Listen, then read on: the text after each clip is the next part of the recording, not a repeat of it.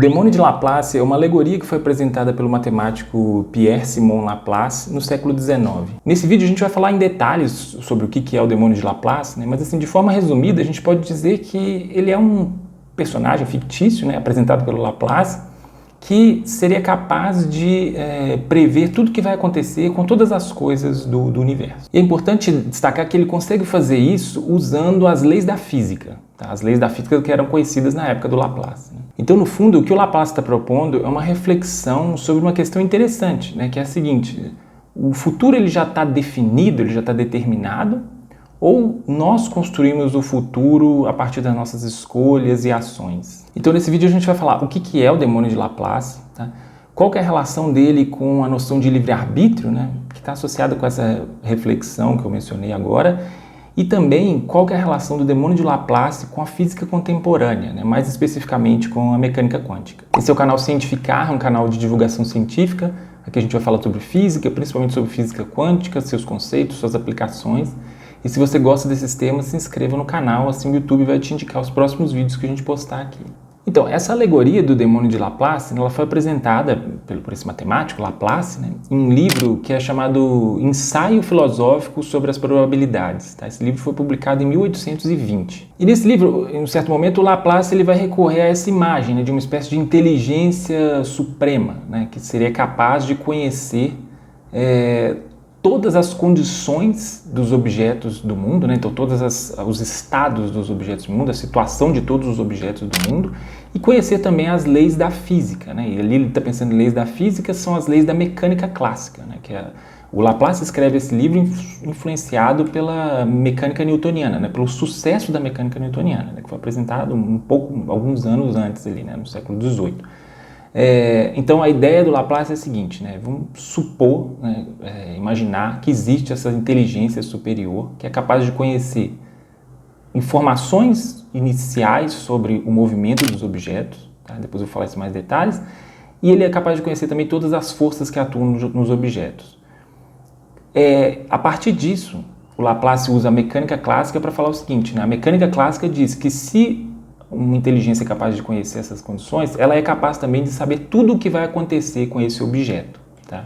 Vamos entender isso melhor. Para entender isso, a gente precisa lembrar algumas coisas que a gente viu, que vocês viram provavelmente, né, quando a gente começa a estudar física clássica, mecânica newtoniana, né? Talvez quando a gente estuda isso, a gente não entende bem qual que é o impacto que essa teoria causou na história do conhecimento, né?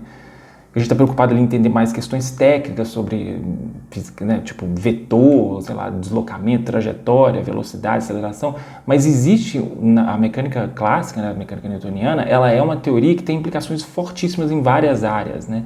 Na época do Laplace, quando o Laplace escreve esse livro, a mecânica newtoniana, ela é o modelo de teoria científica. Então, assim, teoria científica é aquilo ali, para eles era aquilo mesmo, né?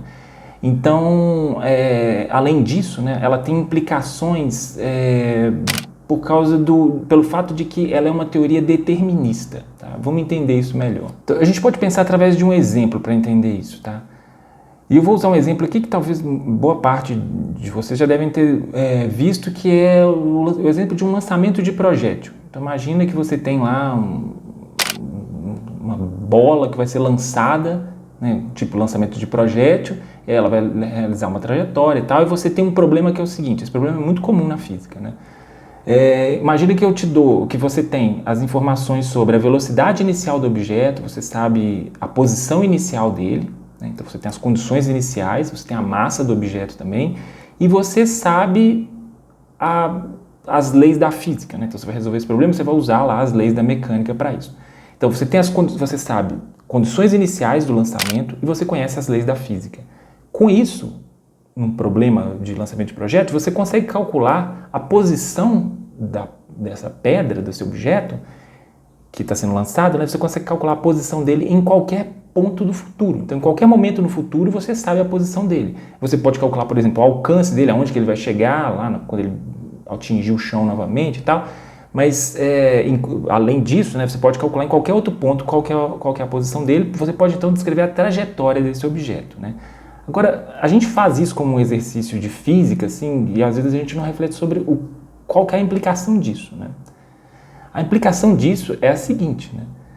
você consegue determinar exatamente o que vai acontecer com um objeto com poucas informações. Então, o que a mecânica clássica está dando para a gente é uma regra que nos permite calcular, calcular a posição futura dos objetos, ou seja, fazer uma previsão muito precisa sobre o que vai acontecer com o objeto no futuro, a partir de informações sobre condições iniciais do objeto e as leis da natureza. Então, o que você precisa fazer para resolver um problema desse? Você precisa saber quais forças atuam no objeto e você precisa saber as condições iniciais. Sabendo isso, você sabe calcular exatamente onde o objeto vai, onde é que ele vai estar no futuro. Tá? Isso é dito pela mecânica clássica. Né? Nota que essa é uma implicação muito forte da teoria, né? E é justamente isso que o Laplace vai usar para construir essa alegoria do demônio de Laplace. Né? Então, essa inteligência superior ela seria capaz de conhecer todas as forças que atuam no objeto, as condições iniciais ali do objeto, né? De lançamento, ou se você...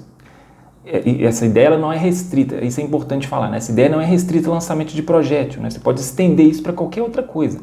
Então, essa ideia é geral para qualquer outro tipo de movimento. Então, se você conhece as condições iniciais de qualquer tipo de movimento e conhece as forças que atuam no objeto, né? Conhece as leis da natureza, então isso aí, a partir disso você consegue conhecer qual é a posição futura do objeto. E se isso vale para qualquer movimento, isso vale também para qualquer objeto, vale para qualquer partícula. Isso não tem restrição a isso. Né? Essa teoria ela é pensada, aqui eu estou falando no contexto da mecânica clássica. Tá? É claro que ela vai ser substituída por outras teorias e tal, mas vamos pensar no contexto da mecânica clássica, que é o contexto em que o Laplace vai pensar essa ideia do demônio de Laplace. Então, para ele, essa teoria ela tem a capacidade de fazer o seguinte: pega qualquer partícula do mundo, qualquer objeto do mundo, aplica essa ideia nesse objeto.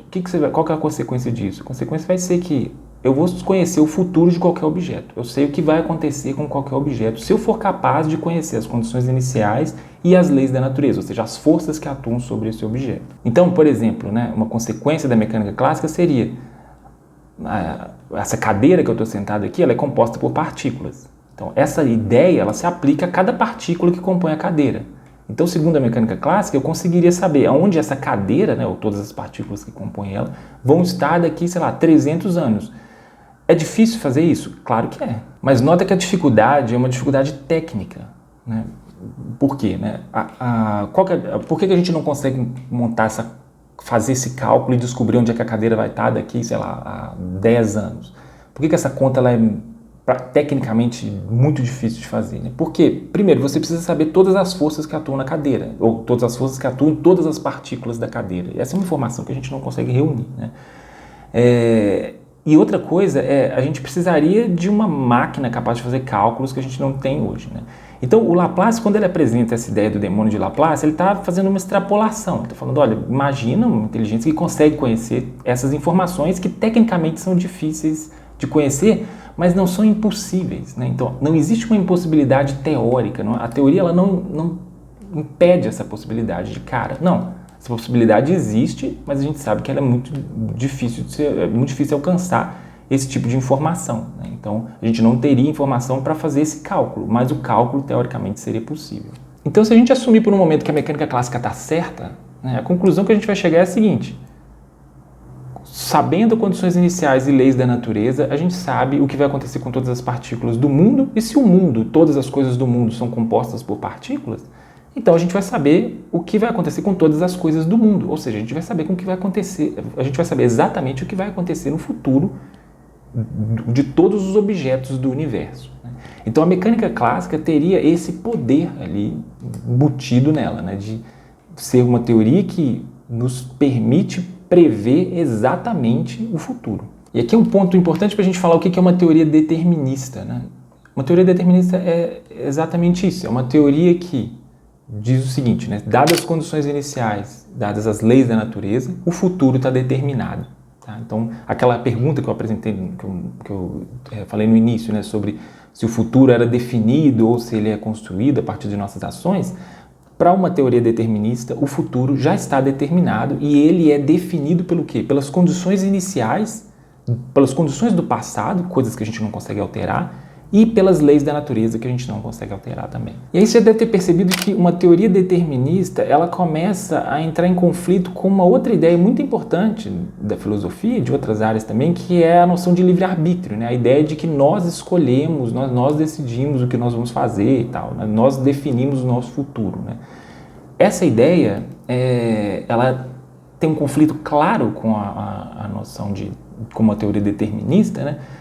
Por quê? Porque a teoria determinista, ela está falando sobre objetos do universo, e se a gente imaginar que nós somos objetos do universo também, né? Ou seja, nós somos compostos por partículas, então, para essas partículas respeitam as leis da natureza, portanto, numa teoria determinista, as nossas partículas, ou todas as coisas da natureza, incluindo a gente, né, já teriam um futuro determinado pelas leis da natureza e condições do passado. Então, nesse caso, né, a sensação que nós temos de que nós escolhemos, né, nós tomamos decisões, isso seria só uma ilusão, né? Então, o livre-arbítrio seria uma ilusão e a gente já estaria com as nossas escolhas todas determinadas, porque a gente não tem acesso, né, às condições do passado e nem às leis da natureza, então a gente não consegue mudar isso, portanto, desde que o mundo é mundo, tudo já está meio que escrito e as nossas ações estão incluídas nesse roteiro aí do universo, né? Essa visão, né, de que existe uma incompatibilidade entre o determinismo e a noção de livre-arbítrio, né,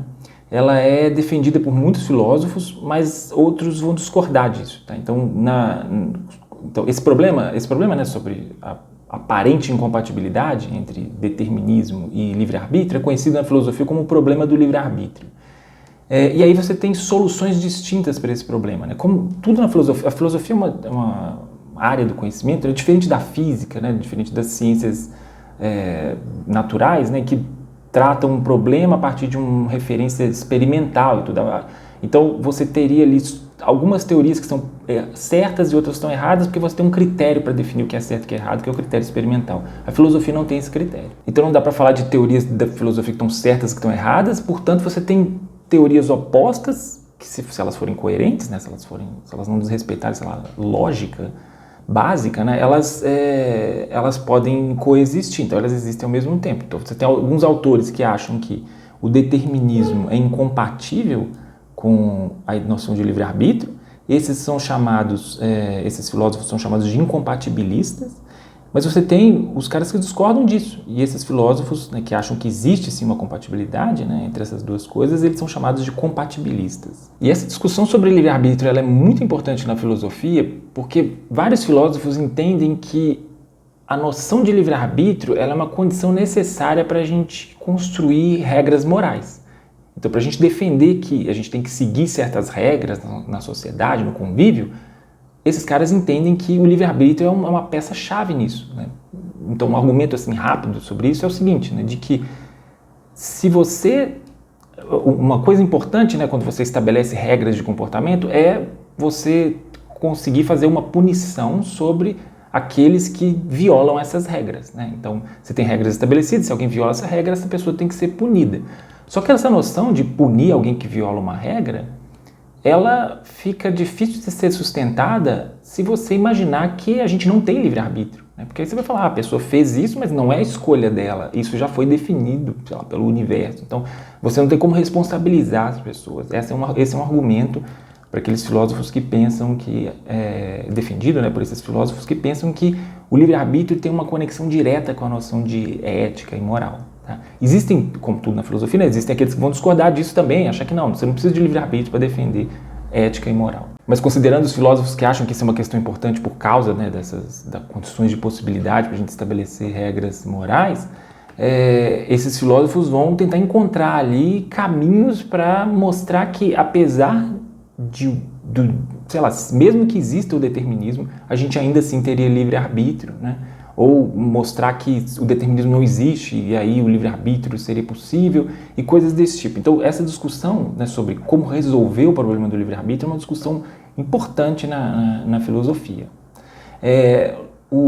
A ideia do demônio de Laplace, né, ela deixa explícito esse problema, né, quando o Laplace introduz essa consequência da física clássica, né, da mecânica clássica, né, e generaliza isso para todas as partículas, né, e quando ele imagina essa figura, né, que poderia conhecer o futuro, a gente então fica claro ali, né, na alegoria que ele apresenta, né, fica claro que se o futuro se essa figura conhece o futuro, então você tem uma espécie de fatalismo ali, né, você não tem como fugir do futuro porque ele já é conhecido, né, por alguém consegue inclusive falar como é que ele vai ser. Então as nossas ações estariam definidas dessa forma, a gente não tem ação nenhuma no mundo, né, a nossa ação ela já é pré-definida, né, então a gente seria só parte ali do mecanismo de funcionamento do universo, mas a gente não teria autonomia para agir. Tá? Então esse é um problema interessante da filosofia, discutido por vários e vários autores importantes, e como tudo na filosofia, ele tem várias posições possíveis para tratar desse problema. Agora, uma coisa que eu queria destacar aqui é o seguinte, né? Aqui a gente está falando de uma incompatibilidade entre determinismo e livre-arbítrio. Né? Agora, será que se o determinismo sair da jogada, o livre-arbítrio estaria garantido? E isso é interessante porque a situação atual da física é mais próxima da seguinte, né? A teoria atual da física é a mecânica quântica. A mecânica quântica não é uma teoria determinista, pelo contrário, ela é uma teoria indeterminista. Tá? Vamos falar isso daqui a pouco com mais calma. Mas assim, então a ideia do demônio de Laplace e o conflito dele com a noção de livre-arbítrio, ela é esvaziada ali a partir do século XX, porque surge uma teoria, que é a mecânica quântica, que contradiz a noção de determinismo da mecânica clássica. Né? Então, a nova teoria, a teoria vigente, a teoria atual da física, não é determinista. Né? Então, se a gente imaginar que as teorias da física, sei lá, descrevem o mundo, ou que a melhor forma de descrever o mundo, ou se a gente está aproximando disso com as teorias da física, então a gente vai pensar o seguinte, bom, o mundo, possivelmente, ele é indeterminista, né? Pela situação atual, pela ciência contemporânea, né? Pela situação da física contemporânea, a gente poderia dizer que, se a gente entender que ela é uma forma mais adequada de descrever o mundo, então o mundo está mais perto de ser indeterminista do que determinista, de certa forma. Né? Claro que não dá para falar que as teorias da física descrevem exatamente o que é o mundo, como as coisas funcionam e tal, mas se a gente pensar que elas dão algum indício disso, se a gente quiser apostar nessa ideia, né? Então a gente teria que apostar na ideia de que o mundo atual, a teoria vigente diz que o mundo, né, ou, sei lá, o comportamento das coisas que a gente consegue observar é melhor descrito por uma teoria indeterminista. E por que a mecânica quântica é uma teoria indeterminista? Né? Então vamos lembrar das condições que o demônio de Laplace precisaria para conhecer o futuro. Né? Então, o que o demônio de Laplace precisa saber? Ele precisa saber as condições iniciais e ele precisa saber as forças que atuam no objeto. Né? O que são as condições iniciais? Voltando para aquele problema do lançamento de projétil, né? Quando você faz um exercício desse, no enunciado de um exercício como esse, né, a gente tem geralmente, né, dados que são posição inicial, velocidade inicial, massa do objeto. Esses são alguns dados, né, que a gente precisa para resolver esse problema. E aí, com esses dados, o que a gente consegue saber? Bom, a posição inicial, beleza, a gente precisa dela. A gente precisa de duas coisas para calcular a trajetória do objeto. Né? Na verdade, precisa também conhecer as forças. Mas além das forças, a gente precisa de duas coisas. A gente precisa saber a posição inicial e um negócio que a gente chama no ensino médio de quantidade de movimento, né? Mas tem um nome também de momento linear. O momento linear é a massa vezes a velocidade. Então, basicamente, a gente precisa conhecer posição inicial, massa e velocidade do objeto. Sabendo isso, e sabendo as leis da natureza, a gente consegue calcular a posição do objeto em qualquer ponto no futuro. Nota que eu preciso dessas informações. Então, o demônio de Laplace, para ele saber tudo o que vai acontecer, ele precisa saber a posição inicial dos objetos, né, a posição em algum instante de tempo e a velocidade em algum instante de tempo, né, ou o momento linear. E aí, no caso da mecânica quântica, né, existe um resultado da mecânica quântica, tá, que é algo que a gente chama de princípio da incerteza, de Heisenberg, mas ele não é bem um princípio porque ele é deduzido por regras mais básicas da mecânica quântica. Mas tudo bem, vamos continuar chamando ele assim. Né? Então, o princípio da incerteza, de forma bem resumida, ele vai dizer o seguinte, né, no caso que a gente está pensando aqui, né, de movimento dos objetos. Ele vai falar que não é possível conhecer com precisão arbitrária, com precisão absoluta, né, a posição e o momento linear de um objeto. Ou seja, né, se você quiser pensar também em posição e velocidade, não é possível conhecer posição e velocidade exatamente de um objeto. E esse é um impedimento que não é técnico, não é que... É diferente daquele impedimento que eu estava falando no início do vídeo, quando eu falei que é difícil calcular, por exemplo, a posição da cadeira daqui a 10 anos, porque eu não tenho informações sobre as forças que vão atuar na cadeira, sei lá, coisas desse tipo. Ali o que está faltando são informações, mas essas a possibilidade teórica existiria. O princípio da incerteza é diferente. O princípio da incerteza, ele afirma que teoricamente é impossível conhecer posição e velocidade do objeto simultaneamente, né? Então, a informação que o demônio de Laplace precisaria para conhecer o futuro e tal, ela fica faltando. Ele não tem essa informação. Ele não tem como saber posição e velocidade, ou o momento inicial dos objetos, né? Então, consequentemente, ele não é capaz de calcular o que vai acontecer no futuro, né? Se a gente esquecer essa ideia do demônio de Laplace e pensar disso de uma forma mais geral, né, o futuro, se a gente pensar na mecânica quântica como, de novo, né, como uma teoria que, sei lá, descreve o mundo, se quiser adotar essa posição, não é muito boa de adotar, não é muito fácil, né, porque a gente sabe que as teorias da física foram substituídas e tal, mas vamos pensar assim, vamos pensar que a mecânica quântica é uma descrição do mundo, né? Supondo isso, então, o mundo é indeterminista. Por quê? Eu não consigo saber exatamente o que vai acontecer, e não é nem que a gente não consegue por incapacidade nossa, não. O futuro está indefinido. Então, o futuro ainda não está totalmente indefinido, né? Porque o futuro seria uma espécie de resultado aleatório. Então, as coisas que vão acontecer, elas vão acontecer de acordo com probabilidades que a gente, usando mecânica quântica, consegue calcular. Só que a própria noção de probabilidade, aqui no caso, não é uma probabilidade que vem da falta de conhecimento que nós temos, não. É uma probabilidade que estaria associada ao mundo, né? Então, se a gente entende que a mecânica quântica descreve o mundo, então o mundo seria probabilístico, ou seja, todas as coisas seriam meio que resultados de um sorteio cósmico que acontece. E aí a gente pode pensar, assim, de uma maneira ingênua, né, de que, assim, bom, então o determinismo saiu fora da jogada, né? O futuro não está definido porque a natureza seria, sei lá, probabilística, né? Seria indeterminista. Então o caminho está livre para o livre-arbítrio, né? Então a ideia do livre-arbítrio, ela ganha força nisso. Acontece que não é bem assim, né? O livre-arbítrio, ele tem um problema com a noção de determinismo, né? Então ele é incompatível com essa noção, aparentemente, mas ele também é incompatível com a noção de indeterminismo. Para entender isso melhor, vamos pensar o seguinte, né? Se o mundo for de acordo com o que a mecânica diz, né? Se o mundo for descrito de forma precisa pela mecânica quântica, então os resultados dos eventos na verdade, o resultado de um sorteio cósmico, né? Então todas as coisas que acontecem é meio que a natureza fazendo um sorteio ali, e aí vai por esse caminho, vai por aquele caminho e tal, nada está definido. Imagina agora, se a gente pensar num fenômeno, enquadrar isso como um fenômeno natural, né, que são decisões humanas. Então, se a gente enquadrar isso como fenômenos naturais, ou seja, se a gente pensar que decisões humanas podem ser descritas da mesma forma que, sei lá, eu descrevo o movimento de um elétron, por exemplo, ou da mesma forma que a gente estuda teorias, sei lá, teoria da evolução ou teorias da termodinâmica, né? Se eu usar o mesmo mecanismo que eu uso para estudar fenômenos naturais, se eu pegar esse mesmo mecanismo e aplicar a esse evento, né, que é a decisão humana, ou seja, se eu enquadrar a decisão humana como algo, como um processo, como um fenômeno natural, que pode ser descrito pela ciência, que a gente ainda não tem ferramentas para descrever ele exatamente, mas que, sei lá, seria da mesma tipo de evento, né?